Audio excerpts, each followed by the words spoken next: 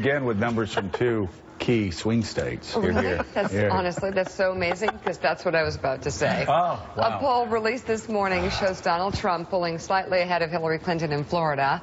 The Bloomberg Politics poll conducted Friday through Monday shows Trump in the lead, 45% to Clinton's 43%. And in the hotly contested battleground of Arizona, a new poll gives Donald Trump the edge. Monmouth University poll finds Trump with 46% support to Hillary Clinton's 45%, Johnson at 4%. Among those who have already voted, Clinton is leading by a 10-point margin, 52 to 42, while Trump is ahead with those who have yet to vote, 49 to 41. Interesting. Clinton is competing hard in the state with 32 field offices against Trump's 0.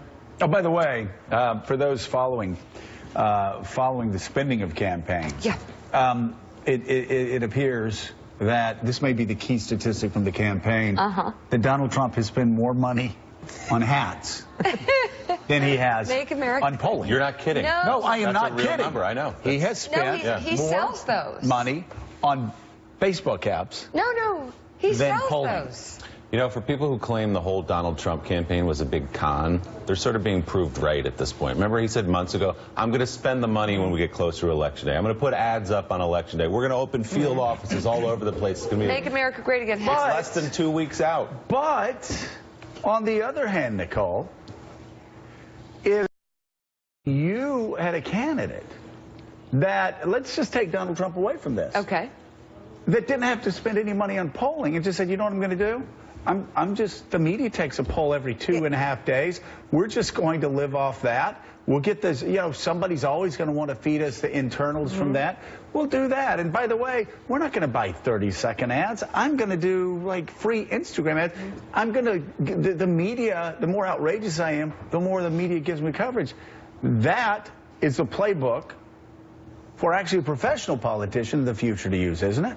Yeah, and I think he's going to lose, but he isn't going to lose because he spent all his money on hats. He's going to lose because he can't get out of his own way and prosecute a case against Hillary Clinton. Yeah. Well, he can't get on offense. He's not going to lose because he didn't have a communications director. I mean, he may have one now, but he's not going to lose because he didn't do all the traditional things. He's not going to lose because he never hired a pollster.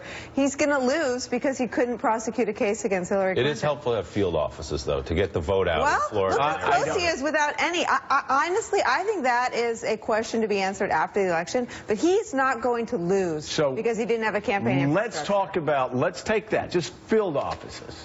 Okay. And let's talk about what people like me have always believed, and I'm sure you have believed you have to do to win elections. You have to have field offices, you have to have grassroots support, you got to work it constantly, you got to knock on doors, you got to build from the ground up.